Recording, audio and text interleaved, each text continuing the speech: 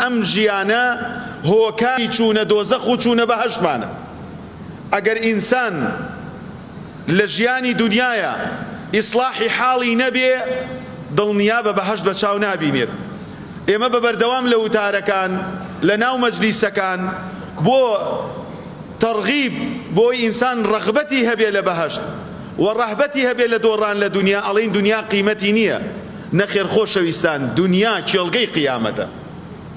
بۆیە گەورەترین نیعمەتێکیش یەکێک لەو ئەسبابانەی کە ئینسانی مسلمان و ئیماندار و ئەهلی تەوحید قیامەت ئەباتەوە ئیسلاحی ژیانی دنیایەتی.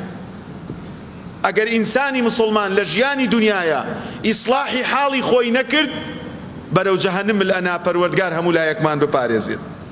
بۆیە خۆشەویستان وەکو شاعرە فەرمێ الرضا يخفف أثقالي ويلقي على المآسي سدولا. ئینسان ئەگەر بە دینی ئەڵڵا ڕازی بوو داوای ئیسلاحی دینەکەی لە ئەڵڵا کرد پێویستە داوای ئەوەش بکە ئەڵڵا ئیسلاحی ژیانی بۆ بکە، ڕازی بوون بەو شتانەی کە ئەڵڵا بۆ تۆی ئەنێرێ و ئەو شتانەی کە هەتەو لە بەردەستە ڕەمزی تێکۆشانت پێ ئەبەخشێت. چۆن ئینسان لە کاتێکا کەوەها ڕازیە بەو بارە قورسەی لەسەرێتی لە ناو خەڵکیان مەدالیە ئەکرێتە ملی. بۆیە زۆر گرنگە خۆشەویستان بە بەردەوام ئاگاد لەوە بێ ڕازی بوون یەکێکە لەو نیعمەتانەی کە ئینسانی مسلمان قیامەتی پێ ئەباتەوە. پێغەمبەر عەلەیهی الصەلاة وەسەلام هەر لە بابی ڕازی بوونە ئەفەرمێ ذاق طعم الإيمان من رضي بالله ربا وبالإسلام دينا وبمحمد صلى الله عليه وسلم نبيا أو رسولا. ئەفەرمێ تام و چێژی ئیمان ئەکا کەسێ ڕازی بێ ئەڵڵا بەرنامە بۆ داڕێژەری بێت، بەرمەجەی پرۆگرامی ڕۆژانەت بکە ئەڵڵا.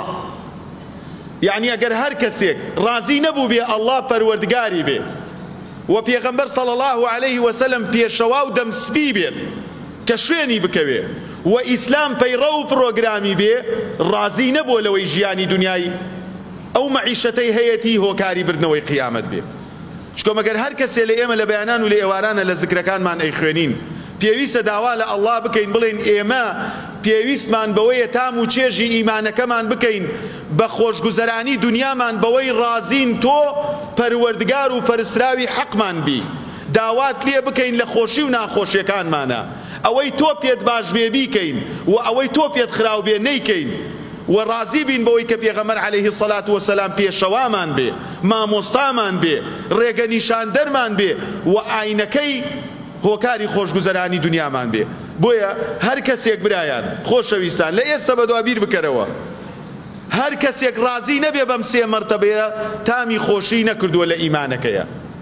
ئەگەر ڕازی بوو ئیسلامیش بەرنامەی بێ و بەرنامەیەتری شەڵبژێرێ.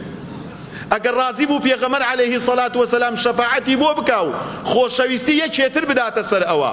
ئەگەر ڕازی بوو بەرنامەکەی ئەڵڵا پەیڕە و پرۆگرامی بێ و پرۆگرامێکی ترشی هەڵبژات بزانە تامی ئیمانی نەچەشتووە. چکۆم ئینسانی ئیماندار کاتی ئەگاتە لەزەت هەموو ئەو شتانەی دنیا بخاتە لاوە تامی ئیمان بکا بە ناسینی ئەڵڵا شوێن کەوتنی پێغەمبەر عەلەیهی الصەلاة وەسەلام و بەرنامەدارڕێژی ئیسلام پەیڕەو بکات.